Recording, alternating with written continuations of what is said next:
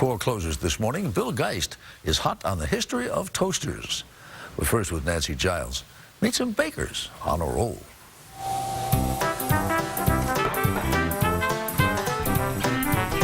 It's early morning on Brooklyn's Coney Island Avenue, and Zafria Ali is working hard to keep a tradition alive. I very like Bialys and Bagels. The bakery that's now his, Coney Island Bialys and Bagels, got its start in 1920 when Steve Ross's grandfather immigrated to America from Poland. We were the first Bialys store in the United States. Okay, so you know about bagels. Well, Bialys are the bagel's oniony, whole-free cousin. A pretty simple affair. It's water, flour, salt, and yeast. Born in the Polish city of Bialystok. Bialystok? Get it? My father used to call it Jewish heroin. Right. He said, because once you tasted a Bialy, you never went back to a bagel. It turns out Ross knows a lot about Bialys. A few years ago, he was even asked by the Smithsonian to serve up a batch on the Washington Mall. I actually brought with me 36 gallons of water because you can't make a good bagel or Bialy without New York City water. You need the New York water. City water. But back in Brooklyn, tastes were changing.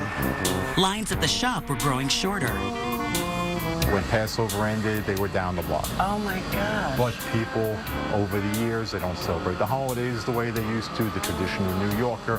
Which is why a few months ago, Steve Ross decided to close the shop. And this is where our story might have ended, were it not for a new breed of traditional New Yorker. I work here 11 years, and I know about everything like bagels, baking, and for Bialys.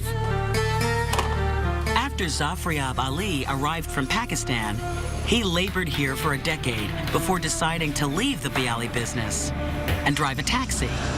Then one day, a former customer told him some surprising news.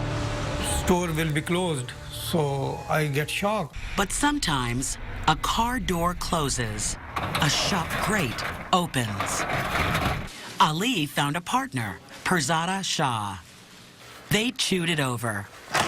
You guys aren't Jewish, are you? No, we are not Jewish. We are Muslim. You're a Muslim. Yeah. And this is a kosher bakery. Yeah. So it's number one, you still keep it kosher. Yes, ma'am. Thank you. Thank you. Have a nice day. So what do you think it says that two Muslim men can run a kosher deli and keep it kosher? What we find, even the Jewish or Christian people, they are welcoming us to come here, to be a part of them. Yeah. You're very good at that. You know how to pull it just right. So everything's kosher for these two Muslims from Pakistan. Besides, to hear Ali tell it, a really good Bialy has nothing to do with religion. What is your secret? How do you make such good Bialys? I put love, you know,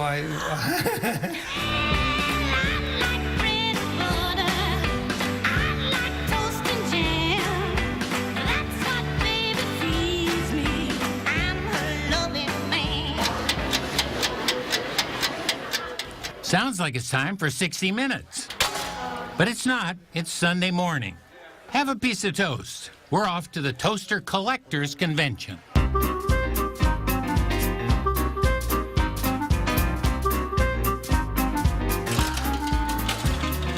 They call it Toaster Fest. Whoever thought toasters would go this far? A lot of people, you collect what? There's some beautiful craftsmanship in some of them toasters. I call them monuments to the breakfast table, basically. This toaster right here would really clean up nicely. Ken Huggins is a major collector. This is just part of his agglomeration. Who knew toasters could look so good? This is the first American-produced toaster. We call it a Percher. It's a General Electric. Many are antiques dating from the dawn of electric toasting, around 1908. Toasted, and while this thing is glowing red hot, you have to pick the piece of bread up and turn it over the other way, which is could be disastrous. There must be a trick to it. There's got to be a trick to it. You have to be fast.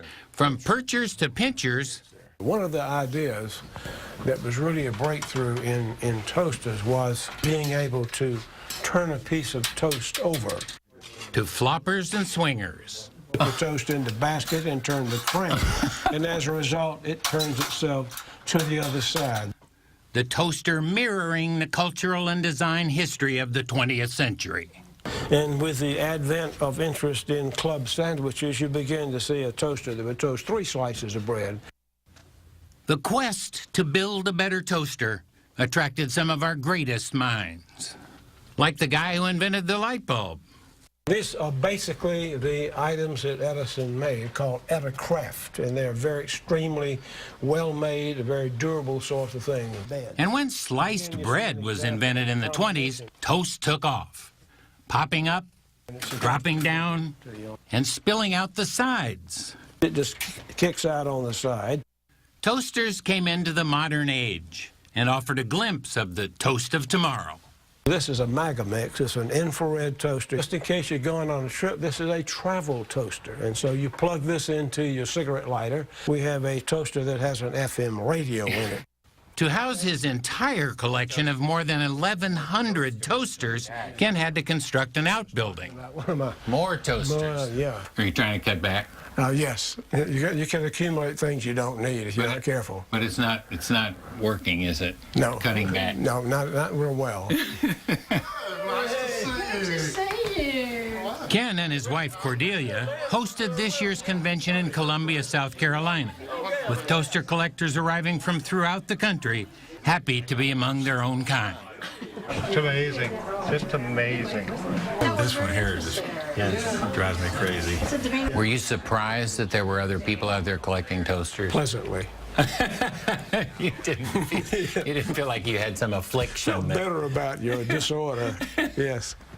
He'd know. Ken is a psychiatrist.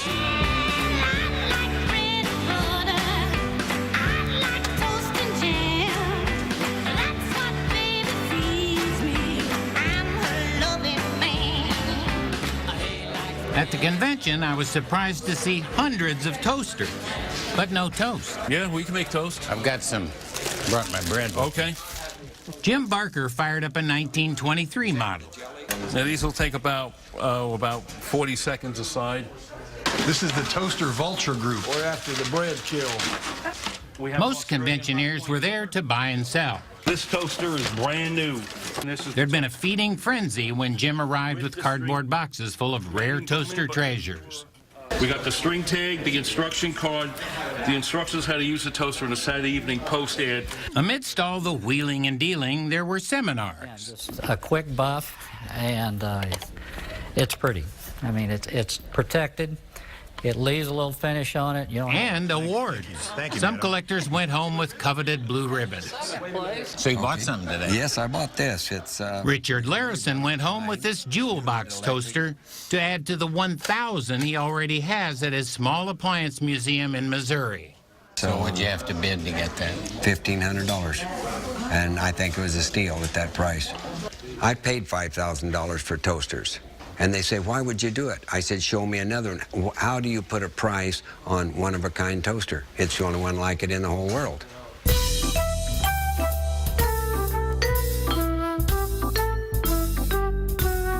You look at them as artwork? Absolutely. Art that makes breakfast. Try asking Mona Lisa to get off her butt for the first time in 500 years and make you a piece of toast.